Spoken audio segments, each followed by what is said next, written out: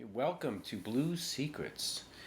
This is a series that dives into some of the more interesting nuances of blues playing to get your playing that goes beyond simple blues scale and deals with some of the more interesting aspects of playing the blues. So, first thing we're going to talk about is when we're creating phrasing, it's very effective to not end on the root when you're done with your phrase. So a lot of players, they tend to do things like, and that's nice. I mean, definitely a cool way to play. But a lot of the old timers who are playing the blues, the guys who really are kicking, the guys like T-Bone Walker, Albert King, just to name a couple. So many come to mind. It's hard. Your brain gets fogged with so many great players.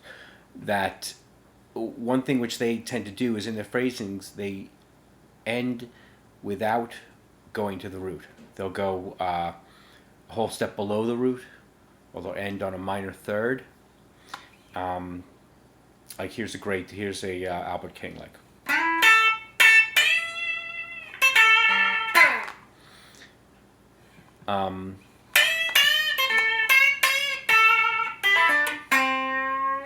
Where he kind of ends on that third and he pulls it up just a little bit. It's not quite a half bend, it's not a full bend, it's sort of in between no bend and a half bend.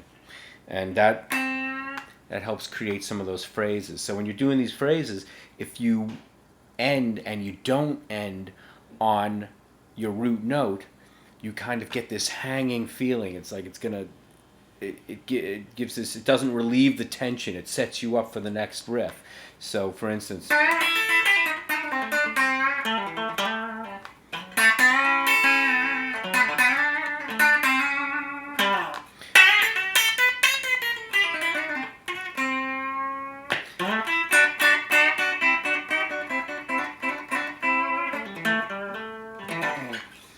Stevie Ray Vaughan was great at that too. It's like you picture like you're a saxophone player and you're done playing your riff and then you just sort of spit out some extra notes. So you're what's left of your breath.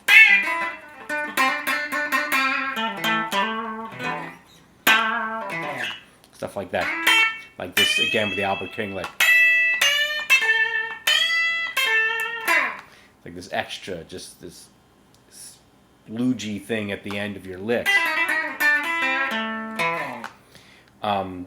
But not coming back to that root is going to incessantly give you this sense of tension, so that on the occasion that you do go back to your, or you end on your root note, it has more of a finite sense, and it really creates this overall feeling of satisfaction to the playing. And what's interesting also is that Bach was very good at that. Bach could spin around his lines and keep going and going and going, and for measure after measure, never get back to the root note. Always kind of keep you in this state of suspense as it's making it happen.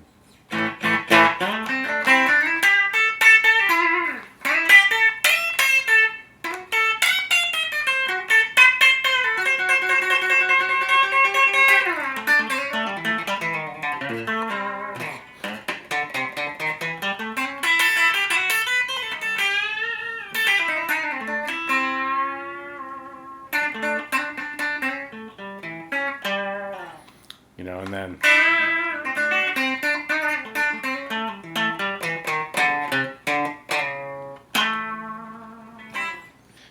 and even then, you just at the end you hit that minor seventh just to add it. So that's just an interesting one of many interesting ways to manipulate phrasing to create really interesting lines that go beyond the normal blues realm into the subtlety of the masters. I hope you enjoyed it, and there'll be many more to come. Thank you.